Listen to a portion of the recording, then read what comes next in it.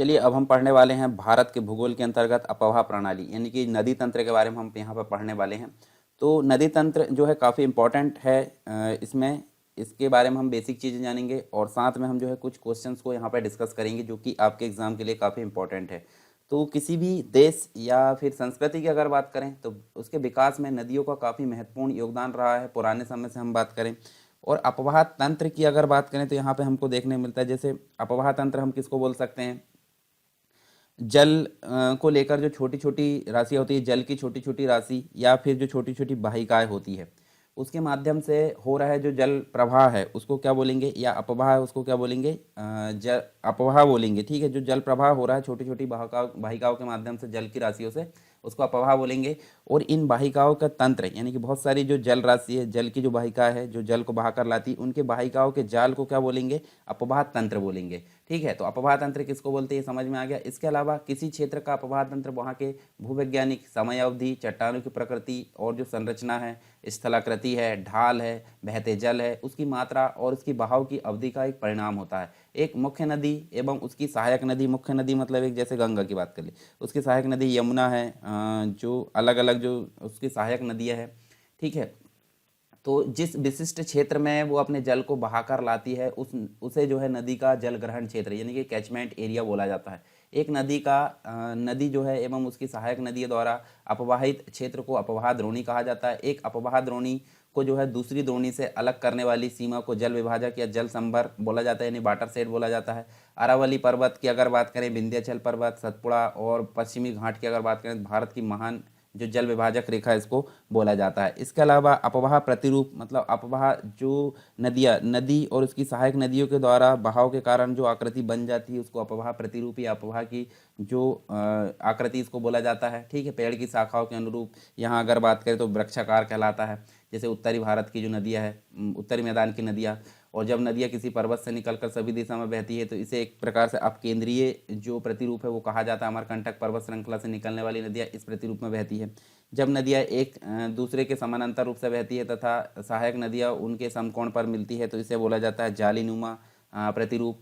साथ ही हम बात करें तो जो हिमालय पर्वत श्रेणी है वो जालीनुमा के क्षेत्र में देखने को मिलती है। अभिकेंद्री की अगर बात करें तो जब सभी दिशाओं से नदियाँ बहकर किसी झील या गर्त में विसर्जित हो जाती है तो इसे अभिकेंद्री बोलते हैं। तो सांभर झील जो है इस आकृति में देखने को मिलती है। तो ये हमने देखे हैं अपवाह तंत्र और अपवाह प्रतिरूप के बारे में। अब बात कर लेते हैं भारत के अपवाह तंत्र। भारत के अपवाह तंत्र को दो भागों में बांटा गया है, एक तो हिमालय से निकलने वाली नदियाँ और दूसरी प्रायद्वीपीय क्षेत्रों से निकलने वाली नदियाँ, यानी कि हिमालय अपवाह तंत्र और एक प्रायद्वीपीय अपवाह तंत्र के बारे में हम देखने वाले। दो वर्गों में विभाजित किया गया है। तो हिमालय अपवाह तंत्र की अगर बात करें तो यहाँ पे आपको गंगा, सिंधु और ब्रह्मपुत्र देखने को मिलती हैं। तीन तीन मुख्य और इन्हीं के सभी तंत्र यानी कि सिंधु नदी तंत्र है, गंगा नदी तंत्र और ब्रह्मपुत्र नदी तंत्र, ये तीन आपको देखने को मिलती है यहाँ पे। ठीक है, मतलब सिंधु आपको इस वाले भाग में देखने को मिलती है, गंगा आपको इस वाले भाग में और ब्रह्मपुत्र इस वाले भाग में, तीन नदी तंत्र देखने को मिलते हैं। और ये नदियाँ बारहमासी होनी है यानी कि वर्ष भर इसमें पानी का बहाव रहता है, इसलिए बारहमासी इनको बोलते हैं। ये महाखड्डों का निर्माण करती है। ठीक है, बर्फ के पिघलने या वर्षण दोनों पर निर्भर करती है। इसके अलावा महाखड्ड के द्वारा हम देखें तो घाटिया, छिप्रिका, जलप्रपात देखने को मिलता है। और यहाँ पे हम देखें तो ये मैदान, गोखूर, झील, ये सभी का निर्माण यहाँ पे करती हैं कौन सी, हिमालय नदियाँ। और प्रायद्वीपीय नदियों की अगर बात करें तो ये काफ़ी पुरानी होती हैं। ठीक है, प्रौढ़ावस्था प्राप्त कर चुकी सुनिश्चित मार्ग इनका होता है, विसर्प नहीं बनाती, बारहमासी ये नहीं होती, यानी वर्ष भर इसमें पानी नहीं रहता। तो चलिए यहाँ पे हम जो है सिंधु नदी तंत्र के बारे में देख लेते हैं। पहले तो देखिए मैं आपको मैप में जो है इंडिकेशन करा देता हूँ। चलिए मैं यहाँ पे इसको जो है यहाँ इसको क्लीन कर देते हैं। तो सिंधु नदी तंत्र का बेसिक रूप से अगर बात करें यहाँ पे तो देखिए सिंधु जो है, सिंधु कहाँ से निकलती है, तिब्बत से निकलती है। देखिए सिंधु, और ये देखिए निकलते हुए भारत में प्रवेश करती है और ये निकल कर यहाँ से जो है कहाँ चली जाती है, पाकिस्तान में प्रवेश कर जाती है और आगे जाकर जो है अरब सागर में बह जाती है। पर इसकी सहायक नदी की अगर बात करें, देखिए आपको सहायक नदी देखने को मिलेगी। ये देखिए सहायक नदी आप देख सकते हैं, झेलम नदी। ठीक है, उसके बाद आप देखें चिनाब नदी आपको देखने को मिलेगी, ब्यास नदी, रावी नदी। इसके अलावा देखिए आप सतलुज नदी की बात करें तो ये सभी नदी इसकी सहायक नदी है। तो पूरी कंप्लीट रूप से सप्त नदी, यानी एक सरस्वती नदी भी थी। तो सप्त नदी मतलब अभी तो छः है, सिंधु है, सिंधु के अलावा पांच नदी है। ठीक है, और एक और सरस्वती नदी थी तो वो अभी उपलब्ध नहीं है। उसके अलावा गंगा की बात करें, गंगा जो है गंगोत्री से निकलती है और आगे जाकर देखिए अलकनंदा भागीरथी मिलकर जो गंगा का निर्माण करती है। फिर यमुना नदी यहाँ से जो है आकर इसमें मिलती है। फिर नीचे से आप देखें तो चंबल नदी आकर जो है यमुना में मिल जाती है, बेतवा, और आगे जाकर ये सभी इसमें मिल जाती है। उसके अलावा देखिए सोन नदी भी आप जाकर देखें तो गंगा में मिल जाती है। ऊपर साइड से अगर देखें तो आपको शारदा, घग्गर, ये गंडक नदी, कोसी नदी, ठीक है, ये सारी नदी इसमें जाकर मिल जाती है। ब्रह्मपुत्र नदी जो है तिब्बत से निकलती है, सांगपो इसको बोला जाता है, और ये अरुणाचल प्रदेश से प्रवेश करती हैं। और अलग अलग सहायक नदियाँ मिलकर आगे जाकर जो है ब्रह्मपुत्र और गंगा जाकर जो है देखिए बांग्लादेश में मिल जाती है, और यहाँ पे जो है ये सुंदरबन डेल्टा का निर्माण करती है। इसके अलावा हम देखें तो ये 3 नदियाँ हो गई। उसके साथ ही देखिए प्रायद्वीपीय नदी में आपको गंगा जो नर्मदा देखने को मिलेगी, मध्य प्रदेश से अरब सागर में गिरती है। ताप्ती भी आपको अरब सागर में देखने को मिलेगी। कुछ और छोटी छोटी नदियाँ हैं जो अरब सागर में देखने को मिलती हैं। इसके अलावा आप देखिए गोदावरी नदी, जो पेनगंगा जो बाकी सहायक नदी है, महानदी आपको देखने को मिलेगी, कृष्णा नदी देखने को मिलेगी, कावेरी नदी देखने को मिलेगी, ठीक है, तुंगभद्रा ये जो सहायक नदी है। तो अलग अलग देखिए यहाँ झील भी देखने को मिलती है बहुत सारी इसके अंतर्गत।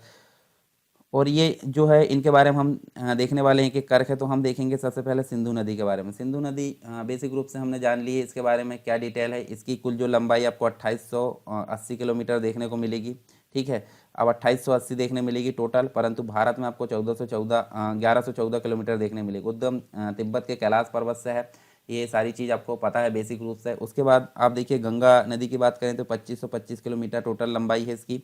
टोटल किलोमीटर देखने को मिलते हैं 110 किलोमीटर उत्तराखंड में, 1450 उत्तर प्रदेश में, 445 आपको देखने को मिलेगा बिहार में, 520 आपको पश्चिम बंगाल में देखने को मिलेगा, ठीक है। बहुत सारी इसकी सहायक नदी जो हमने बेसिक रूप से देख चुके हैं। ब्रह्मपुत्र नदी की बात करें तो ये भी तिब्बत के पठार से निकलती है, ठीक है, अरुणाचल प्रदेश में प्रवेश कर जाती है, और बहुत सारी इसकी सहायक नदियां हैं, बाएं और दाएं तट से मिलती है, और आगे जाकर ये गंगा में मिल जाती है और सुंदरबन डेल्टा का निर्माण करती है। प्रायद्वीपीय नदियों की अगर बात करें, प्रायद्वीपीय नदियाँ हमने देखें, इसके अंतर्गत देखिए आपको महानदी देखने को मिलती है।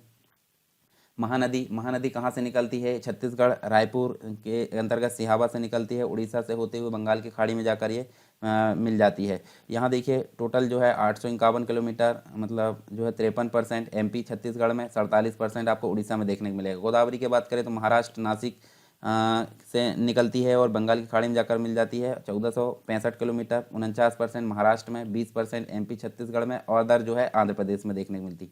कृष्णा नदी की बात करें, सह्याद्री महाबलेश्वर से निकलती 1401 किलोमीटर, आपको 27% जो कि महाराष्ट्र में देखने को मिलेगा, 44% आप देख सकते हैं कर्नाटक में, 29% आंध्र प्रदेश में देखने को मिलते हैं। कावेरी की बात करें, कर्नाटक के कोगाडू जिले ब्रह्मगिरी पहाड़ियों से निकलती है, जो है 800 किलोमीटर टोटल इसकी लंबाई देखने को मिलती है, ठीक है। तो ये कुछ बेसिक जानकारी थी नदियों के संबंध में, आप देख सकते हैं, ठीक है।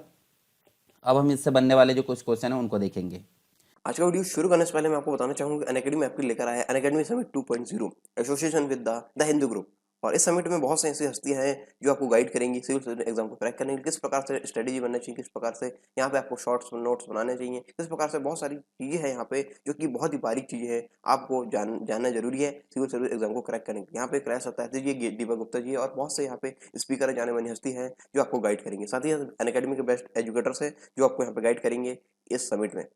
और यहाँ पे जो भी बच्चे सिविल सर्विस एग्जाम की तैयारी कर रहे हैं उनको ये समिट जरूर अटेंड करना चाहिए। इस समिट में आपको काफी फायदे मिलने वाले हैं, जैसा कि आपको ट्रिक्स बताए जाएंगे एग्जाम क्रैक करने के। जिन्होंने एग्जाम को पहले निकाला है वो आपको अपने एक्सपीरियंस शेयर करेंगे।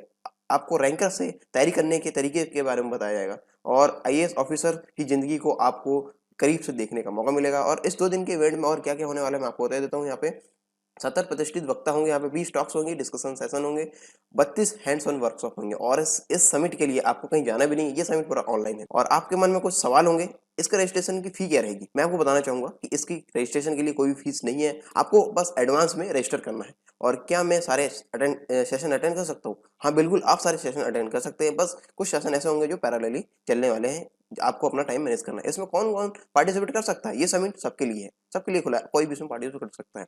क्या कोई स्पेशल सेशन है हमारे सवालों के लिए, जो सवाल हम पूछने वाले हैं? जी हाँ, आपके सवाल को महत्व दिया जाएगा, स्पीकर्स द्वारा आपके सवालों का सेशन के लास्ट में आंसर दिया जाएगा। इस सेशन के लिए हम रजिस्टर कैसे करें, तो इसके लिए आपको बिल्कुल भी चिंता करने की जरूरत नहीं है। नीचे डिस्क्रिप्शन बॉक्स में इसकी लिंक दी है, आप उस लिंक की सहायता से अपना रजिस्टर कर सकते हैं। तो आज ही रजिस्टर करें, और जब रजिस्टर करें तो यहाँ पे कोड लगाना ना भूलें, हमारा कोड है सरकार10 कोड आप जरूर लगाएं। तो चलिए पहला क्वेश्चन की अगर बात करें तो पहला क्वेश्चन हमको देखने को मिलता है, देखिए, निम्नलिखित कथनों में से कौन सा सही नहीं है? सही नहीं है मतलब 3 सही को हमको निकालना है और एक गलत को निकालना है, तो गलत वाला हमारा राइट आंसर होगा। महानदी का उद्भव जो है छत्तीसगढ़ के पठार से बिल्कुल सही है। गोदावरी नदी जो है इसका उद्भव महाराष्ट्र होता है, ये भी बिल्कुल सही है। कावेरी नदी का उद्भव आंध्र प्रदेश से होता है, ये गलत है। ये जो है कर्नाटक कोवाड़ी जिले से होता है, तो यहाँ जो है गलत है। और ताप्ती नदी का उद्गम मध्य प्रदेश से। 3 सही है, ए सही है, बी सही है, डी सही है, सी गलत है। सी हमारा राइट आंसर होगा। और आप देख सकते हैं, देखिए कावेरी नदी कर्नाटक के कोगाड़ू जिले ब्रह्मगिरी से निकलती है। और कावेरी नदी का लोकेशन आप देख लीजिए, ये देखिए ये कावेरी नदी आपको देखने को मिलेगी मैप में। आगे चलें तो निम्न कथनों पर यहाँ पे विचार करना है और सही आंसर का चुनाव करना है। सही आंसर देखिए सही है यहाँ पे, सॉरी सही नहीं है, मतलब कौन सा सही नहीं है। तो देखिए यहाँ पे केरल में जो है पूर्व की ओर प्रवाहित होने वाली जो नदियाँ है वो नहीं है। तो जैसे पूर्व की ओर प्रवाहित होने वाली मतलब इधर की ओर प्रवाहित होने वाली नदियाँ नहीं है, जबकि बहुत सारी नदियाँ जो है पूर्व की ओर प्रवाहित होने वाली है, तो ये ऑप्शन हमारा गलत हो जाएगा। मध्य प्रदेश में पश्चिम की ओर प्रवाहित होने, मध्य प्रदेश यहाँ हम देख सकते हैं पश्चिम की ओर प्रवाहित होने वाली नदियाँ नहीं है, जबकि नर्मदा और ताप्ती 2 नदियाँ ऐसी है जो पश्चिम की ओर प्रवाहित होती है। दोनों ऑप्शन हमारे गलत होंगे, यानी कि दोनों यहाँ से गलत माने जाएंगे। और आप इनमें देख भी सकते हैं नर्मदा ताप्ती जो है पश्चिम की ओर प्रवाहित होती है, और 44 नदियाँ जो केरल की है वो पूर्व की ओर प्रवाहित होती है। ठीक है। बांग्लादेश में प्रवेश करने के बाद गंगा नदी को निम्नलिखित में से किस नाम से जाना जाता है? तो गंगा नदी को पद्मा के नाम से जाना जाता है बांग्लादेश में प्रवेश के पश्चात। ठीक है। और गंगा नदी आप देख सकते हैं, हमने अभी मैप में देखे थे। ठीक है, 5 राज्यों से होकर गुजरती है। निम्न में से किस स्थान पर अलकनंदा और भागीरथी का संगम होता है? दोनों नदी मिलकर जो गंगा का निर्माण करती है। ठीक है, तो ये देवप्रयाग जो है जहाँ पर गंगा नदी का निर्माण होता है, यानी अलकनंदा और भागीरथी का संगम होता है। आप देख भी सकते हैं, जैसे सबसे पहले विष्णु प्रयाग की अगर बात करें तो यहाँ विष्णु गंगा, धौली गंगा और जो अलकनंदा यहाँ देखने को मिलती है। नंद प्रयाग में अलकनंदा और यहाँ आपको नंदाकिनी देखने मिलेगी। कर्ण प्रयाग में अलकनंदा, पिंडारी गंगा देखने को मिलेगी। रुद्रप्रयाग में आपको अलकनंदा, मंदाकिनी, काली गंगा मिलती है। ठीक है। और देवप्रयाग में आपको देखने मिलेगी अलकनंदा और भागीरथी, जिससे गंगा का निर्माण होता है।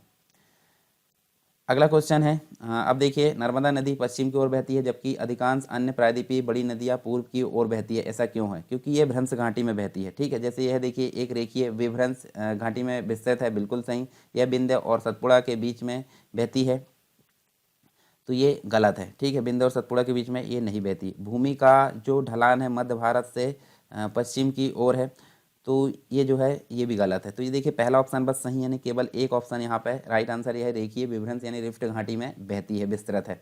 ठीक है। और आप नर्मदा की जो लोकेशन है वो भी देख सकते हैं। देखिए अमरकंटक से निकल कर ये जो है अरब सागर में गिर जाती है। और इसी के साथ में ताप्ती नदी भी यहाँ पे आपको देखने को मिलेगी, अरब सागर में गिरती हुई। नेक्स्ट है, तीस्ता नदी के संदर्भ में निम्न कथनों पर विचार करना है और सही यहाँ पे आंसर का चुनाव करना। तीस्ता नदी का उद्गम वही है जो ब्रह्मपुत्र का है, लेकिन यह सिक्किम से होकर बहती है, ये गलत है। ठीक है। रंगीत नदी की उत्पत्ति सिक्किम में होती है और यह तीस्ता नदी की एक सहायक नदी, ये बिल्कुल सही है। तीस्ता नदी भारत एवं बांग्लादेश की सीमा पर बंगाल की खाड़ी में जाकर मिलती, ये गलत है। तो केवल दूसरा ऑप्शन जो हमारा सही है, बी नंबर का राइट आंसर है। तो यहाँ देख लेते हैं हम, देखिए ब्रह्मपुत्र नदी का जो उद्गम है तिब्बत के मानसरोवर झील के निकट चिमयंगडुंग ग्लेशियर जो हिमनद है उससे होती है, और तीस्ता नदी सिक्किम के चोलामू झील में उद्गमित होती है। तो इसलिए पहला ऑप्शन हमारा गलत था।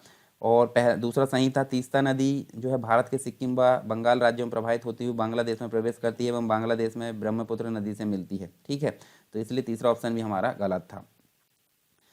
तो देखिए यहाँ से जो है निम्न में से जो है कौन सी नदी डेल्टा नहीं बनाती? तो कौन सी नदी डेल्टा नहीं बनाती? यहाँ ऑप्शन भी दिए थे। ठीक है, तो ऑप्शन यहाँ पे नहीं है। तो देखिए डेल्टा कौन सी नदी बनाती है, ये देख लीजिए।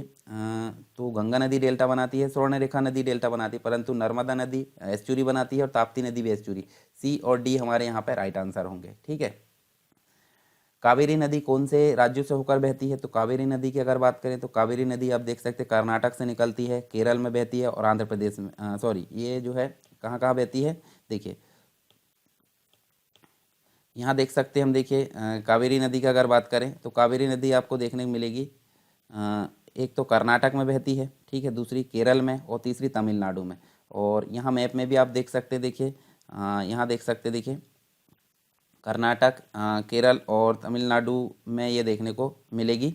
ठीक है, जो डी नंबर का हमारा मतलब बी नंबर का हमारा राइट आंसर होगा यहाँ पे। और ये जो ब्रह्मगिरी मतलब 1341 मीटर से और 800 किलोमीटर टोटल ये बहती हुई आगे जाकर बंगाल की खाड़ी में विसर्जित हो जाती है अपने जल के साथ। ठीक है।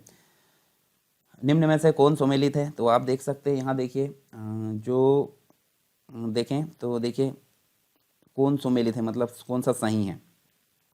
तो लोनार झील आपको मध्य प्रदेश में, गलत है। नक्की जो झील है वो आपको गुजरात में, ये भी गलत है। कोलेरू झील आपको आंध्र प्रदेश में देखने को मिलेगी, बिल्कुल सही। पुलिकट आपको केरल में देखने को मिलेगी, तो ये भी गलत है। तो देखिए सी नंबर का हमारा यहाँ पे सही है। और आप बाकी को देख लेते हैं, जैसे कि देखिए बाकी झील भी आपको दी है मैप में, आप एटलस में देखिए तो जम्मू कश्मीर में आपको कौन कौन सी झील देखने मिलेगी, बुलर, डल, शेषनाग, अनंतनाग, बेरीनाग, नागिन, मनसबल, मानस बल और अच्छा बल, इसके अलावा गंधार बल आपको देखने मिले उत्तराखंड में, नैनीताल, सब ताले ताल आपको उत्तराखंड में देखने को मिलेगी।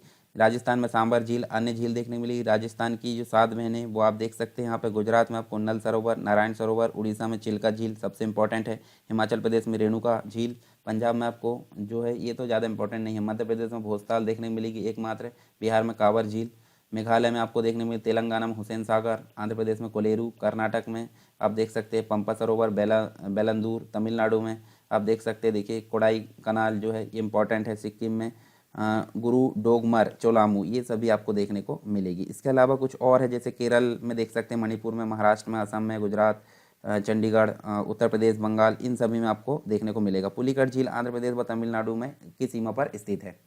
चलिए आगे देखते हैं। निम्नलिखित में से हम देखें तो यहाँ पे जो है सही सुमेलित करना है, ठीक है। तो देखिए यहाँ जो है आपको देखने को मिलेगा युग में सुमेलित है और सही उत्तर का चुनाव करना है। तो यहाँ देखिए कपिल धारा जलप्रपात गोदावरी, ये गलत है, नर्मदा नदी पर है ये। जोग जलप्रपात शरावती बिल्कुल सही, शिव समुद्रम कावेरी, तो दूसरा और तीसरा सही है, पहला गलत है। तो देखिए दूसरा तीसरा यानी कि बी नंबर का राइट आंसर है। और ये जो है आप देख सकते हैं, देखिए जो नदियाँ है, मतलब नदियों के मार्ग में जब कभी उच्चावच में अत्यधिक भिन्नता पाई जाती है तो नदी का जो जल है ऊंचे ढलान से गिरता है, उसी कारण यहाँ जलप्रपात का निर्माण होता है, ठीक है। तो आप देख सकते हैं, देखिए महात्मा गांधी जोग गरसोपा भारत का सबसे ऊंचा कर्नाटक में शरावती नदी पर है, ऊंचाई 253 है। कुंचिकल जलप्रपात कावेरी नदी कर्नाटक में, शिव समुद्रम कावेरी नदी कर्नाटक में, हुंड्रू ये आपको स्वर्ण रेखा नदी पर देखने मिलेगा। चित्रकूट जलप्रपात इंद्रावती छत्तीसगढ़ के अंतर्गत देखने को मिलेगा। निम्न में से कौन सा शहर जो है हमको देखने को मिलता है गंगा नदी के किनारे स्थित सबसे बड़ा शहर है? तो यहाँ से देखिए कानपुर जो है सबसे बड़ा शहर है गंगा नदी के किनारे स्थित। और यहाँ देख सकते हैं, देखिए इसके पश्चात पटना, वाराणसी, प्रयागराज का स्थान आता है। नेक्स्ट है निम्न में एक युग्मों में से सही सुमेलित नहीं है। तो सही सुमेलित कौन सा नहीं है? जैसे देखिए अहमदाबाद साबरमती नदी बिल्कुल सही है। लखनऊ आपको देखने मिले गोमती नदी। भुवनेश्वर आपको महानदी के किनारे देखने को नहीं मिलेगा, क्योंकि महानदी छत्तीसगढ़ में, भुवनेश्वर आपका कहाँ देखने मिलेगा? उड़ीसा में, ठीक है। तो ये जो है छत्तीसगढ़ से निकल उड़ीसा से हालांकि होती हुई जाती है, परंतु यहाँ जो है भुवनेश्वर के किनारे से नहीं होती, ठीक है। उज्जैन आपका क्षिप्रा नदी के किनारे, तो सी नंबर का हमारा राइट आंसर है। और कौन सी नदी के किनारे कौन सा शहर है, आप स्क्रीनशॉट लेकर इसको पढ़ भी सकते हैं। जैसे आप देखिए यमुना नदी के किनारे आगरा है, फिर यमुना के किनारे नई दिल्ली भी है, ठीक है, ये आप देख सकते हैं, ठीक है। महानदी की अगर बात करें तो यहाँ देखिए महानदी में आपको कटक देखने को मिलेगा, महानदी में आपको संबलपुर देखने को मिलेगा। नेक्स्ट क्वेश्चन है भारत का सबसे बड़ा जलप्रपात जोग जलप्रपात किस नदी पर है? तो ये सारावती नदी पर है। और जोग जलप्रपात को हम महात्मा गांधी जलप्रपात के नाम से भी जानते हैं, नया जलप्रपात, ठीक है, नया नाम। कयाल क्या है? कयाल एक प्रकार की झील है। आप देखें झील जो है, देखिए कयाल झील है, मतलब यहाँ देखिए जो समुद्र का पानी है वो जब यहाँ भर आता है धीरे धीरे वो किसी भूमि से कट जाता है तो वो क्या बन जाती है? झील बन जाती है, लेगून झील। तो लेगून झील जो होती है इधर भी है, मतलब यहाँ पे चिल्का झील भी लेगून झील है, और पश्चिमी तट पर भी है। पश्चिमी तट पर भी इसको लेगून बोला जाता है, परंतु ओरिजिनली केरल की जगह पर इसको क्या बोला जाता है? कायाल बोला जाता है। तो एक प्रकार की केरल की लेगून है ये, ठीक है। निम्नलिखित में से कौन सी नदी बंगाल का शोक के नाम से जानी जाती है? तो बंगाल का शोक के नाम से दामोदर नदी जानी जाती है। नेक्स्ट क्वेश्चन है निम्न में से किस नदी की द्रोणी भारत में सबसे बड़ी है? तो गंगा नदी 2525, मतलब द्रोणी मतलब विभिन्न सहायक नदियों के द्वारा जो जल लेकर जाया जाता है उसको नदी द्रोणी कहा जाता है, ठीक है। तो यहाँ गंगा नदी की द्रोणी 2525 किलोमीटर सबसे बड़ी द्रोणी मानी जाती है भारत के अंतर्गत। अच्छा, इसका जो क्षेत्रफल है देखिए यहाँ देख सकते हैं, देखिए गंगा नदी जो है भारत की दूसरी सबसे बड़ी नदी द्रोणी, यानी देखिए इसके बाद जो गोदावरी है, मतलब सबसे बड़ी जो है गंगा है, जैसे 8.6 लाख वर्ग किलोमीटर क्षेत्र को कवर करती है ये नदी, ठीक है। तो ये हमको देखने को मिलता है। यहाँ नेक्स्ट हम देखें निम्नलिखित में से जो है कौन सी नदी पंचनद में शामिल नहीं है? तो पंचनद में देखिए एक तो सिंधु जो है, सिंधु के अलावा जो 5 नदियाँ हैं तो उनको हम पंचनद बोला जाता है, ठीक है। तो सिंधु को तो यहाँ हम गिनेंगे नहीं, झेलम भी है, चेनाब भी है, औरा भी है, तो कौन सी नहीं है? ये सिंधु नहीं है। सिंधु अपने आप में जो है एक मुख्य नदी, उसकी सहायक नदी जो है पंच नदी के नाम से जानी जाती है, 5 अन्य, ठीक है। नेक्स्ट है निम्नलिखित में से कौन सी नदी प्रायद्वीपीय भारत की सबसे बड़ी नदी है। तो प्रायद्वीपीय भारत की सबसे बड़ी नदी आपको गोदावरी देखने को मिलती है, ना कि कृष्णा, कावेरी और नर्मदा। गोदावरी यहाँ पे राइट आंसर है। ठीक, इसकी लंबाई आपको 1465 किलोमीटर देखने को मिलती है कुल लंबाई। निम्न में से कौन सी नदी बंगाल की खाड़ी में नहीं गिरती। तो बंगाल की खाड़ी में देखिए गंगा भी गिरती है, बेगई भी, स्वर्णरेखा। भारत पूजा आपको जो है अरब सागर में गिरती हुई नजर आती है। अरब सागर में गिरने वाली नदियाँ और देखें तो देखिए सिंधु, नर्मदा, ताप्ती, भारतपुजा, पुनानी पुनानी जिसको बोलते हैं, शरावती, मांडवी, जुआरी, ये सभी जो नदियाँ अरब सागर में और बंगाल की खाड़ी में गिरने वाली नदियाँ ये आपको दी हुई है। निम्नलिखित में से कौन सी एकमात्र नदी है जिसका प्रवाह केवल भारत में है। तो केवल भारत में कौन सी नदी का है। ब्यास नदी एक ऐसी नदी है जो कि भारत में ही प्रवाहित होती है, मतलब पंचनद में ब्यास नदी एकमात्र नदी ऐसी है जिसका प्रवाह भारत में है और ये हिमाचल प्रदेश में रोहतांग दर्रे के निकट ब्यास कुंड से निकलती हिमाचल प्रदेश व पंजाब में प्रवाहित होती हुई सतलुज नदी में जाकर मिल जाती है। ठीक है, निम्नलिखित में से कौन सी नदी सिंधु की सबसे बड़ी सहायक नदी है। तो सिंधु की सबसे बड़ी सहायक नदी आपको रावी देखने को मिलती है। ठीक है, नेक्स्ट है निम्नलिखित में से किस स्थान पर गंगा मैदानी भागों में प्रवेश करती है। तो गंगा मैदानी भागों में प्रवेश करती है हरिद्वार, राइट आंसर है सी। नेक्स्ट क्वेश्चन है निम्नलिखित में से कौन सी नदी गंगा से बाएं तट में आकर नहीं मिलती। बाएं तट मतलब देखिए ये वाला भाग, ठीक, ये वाला भाग जो है सीधा, और ये है बाएं तट और ये है दाएं तट। तो बाएं तट से आकर जो मिलती है वो है गोमती है, सोनगंगा है, ठीक है, सॉरी, गोमती है, महानंदा है, गंडक है। तो सोन नदी जो है दक्षिण यानी कि दाएं तट से आकर मिलती है। तो यहाँ देखिए कौन सी नहीं मिलती है बाएं तट से। तो सोन नदी जो है नीचे से मिलती है यानी कि दाएं तट से मिलती है और बाएं तट से नहीं मिलती। राइट आंसर बी होगा, सोन नदी। निम्न में से कौन सी नदी गंगा नदी के बाएं तट पर आकर मिलने वाली अंतिम सहायक नदी है। तो ये महानंदा इसका राइट आंसर है सी। नेक्स्ट है निम्नलिखित में से किस नदी को सांगपो के नाम से जाना जाता है। तो ये देखिए तिब्बत के पठार से निकलती हुई ब्रह्मपुत्र नदी जिसका नाम वहाँ पे सांगपो बोला जाता है। तो ये ब्रह्मपुत्र नदी इसका राइट आंसर है। निम्नलिखित में से राजस्थान की सबसे बड़ी नदी कौन सी है। ये जो है राइट आंसर लूनी इसका जो है राइट आंसर है। मतलब जो राजस्थान है सबसे बड़ी नदी, और ये जो है अजमेर के दक्षिण पश्चिम में नाग पहाड़ियों से निकलती है ये। सुंदरबन डेल्टा का निर्माण जो है किस किस नदियों द्वारा किया जाता है। तो गंगा और ब्रह्मपुत्र नदी के द्वारा जो है इसका निर्माण किया जाता है, दोनों के संगम के पश्चात। नेक्स्ट अगर बात करें भारत का दूसरा बड़ा जलप्रपात कौन सा है। शिव समुद्रम पहला जो है जो जलप्रपात है, और दूसरा जो है शिव समुद्रम यहाँ पे देखने को मिलेगा। ठीक है, नेक्स्ट है बिहार का शोक। बिहार का शोक बोला जाता है कोसी नदी को, ठीक है, और बंगाल का शोक बोला जाता है दामोदर नदी को। ये आपको देखने को मिलेगा। निम्नलिखित में से मानव निर्मित झील नहीं है। तो मानव निर्मित झील गोविंद सागर भी है, नागार्जुन भी है, स्नैनले जलाशय भी है। तो सुर सागर यहाँ पे नहीं है। तो राइट आंसर हमारा यही होगा, सुर सागर। और मानव निर्मित झील आप यहाँ स्क्रीनशॉट लेकर पढ़ भी सकते हैं। निम्न कथनों पर विचार करना है और यहाँ पे सही कथन का चुनाव करना है। तो गंगा अलकनंदा का संगम देवप्रयाग में होता जो है बिल्कुल सही है। काली गंगा, पिंडर गंगा अलकनंदा की सहायक नदी है, बिल्कुल सही है। माही एवं साबरमती गुजरात में पश्चिम दिशा में बहती हुई अरब सागर में मिल जाती है, ये भी सही। तो तीन ऑप्शन सही है ना, डी नंबर का राइट आंसर है। हिमालय अपवाह तंत्र की नदियों के संदर्भ में निम्न कथनों पर यहाँ पे विचार करना है। तो देखिए यहाँ पे मैदानी क्षेत्रों में ये नदियाँ सर्पाकार मार्ग का अनुसरण करती है, बिल्कुल सही। ये नदियाँ जो है वी आकार की घाटियाँ बनाती है, ये भी सही है। तो देखिए सी नंबर का राइट आंसर है, एक और दो दोनों। निम्न कथनों पर विचार करना है और यहाँ पे सही कथन का चुनाव करना है। बूढ़ी दियांग और धनसरी ब्रह्मपुत्र के दाएं तट की प्रमुख नदियाँ है, गलत है। ठीक है, सुबनसिरी, कामेंग, मानस और संकोच ब्रह्मपुत्र के बाएं तट की प्रमुख सहायक नदी, ये भी गलत है। दोनों ऑप्शन हमारे यहाँ गलत है। और आप देख लीजिए, देखिए बूढ़ी दियांग धनसरी जो है बाएं तट की प्रमुख सहायक नदियाँ, ना कि दाएं तट की। और ये जो है दाएं तट की प्रमुख नदियाँ हम देखें तो सुबनसिरी, कामेंग और मानस और संकोच है। ठीक है, तो ये हमारी नदियों से संबंधित कुछ क्वेश्चन थे यहाँ पे। आई होप सारी चीज़ें आपको क्लियर हुई होगी।